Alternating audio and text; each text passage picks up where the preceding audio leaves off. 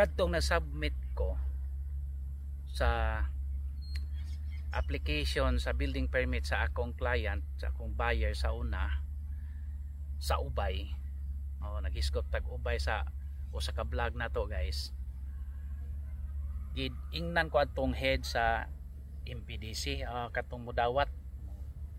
Ingnan ko niya nga unsa man na siya kanang regular ba na nga title, dili ba na siya CLOA or agrarian. Ningon ko nga awa lang ni sir, okay ba ni siya, okay ni kay dili di agrarian.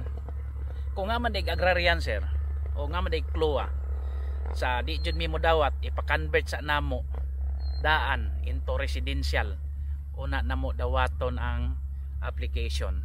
Meaning di gyud basta-basta ta mo palit og mga subdivided lot nga agrarian, kay di mo taga ag building permit ana kutob ra mo sa pagtanaw-tanaw sa inyong lote nga nakita, dili mo maka kuan tukod saon na ninyo. Pero hinoon sa uban nga mga LGU naapod lagi mo dawat o mo hatag ra og building permit, pero nagipindi siguro na sa LGU kay naamang gud po yung nakatukod bitaw og mga dar title nga kuan obserbaran nako. So mao to guys, mag-amping gyud ta ani mga dar CLOA or dar title nga gipang subdivide karon sa mga fake developers or mga naapoy ubang mga tag-iya gyud kay wala yung paminaw maayo ra na subdivide kay wa po sila kay baw ba. Pero timan na gyud tay license to sell dapat unta.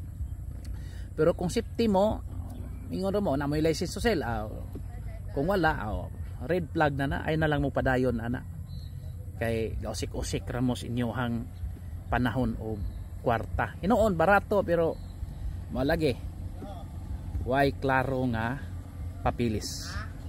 Salamat.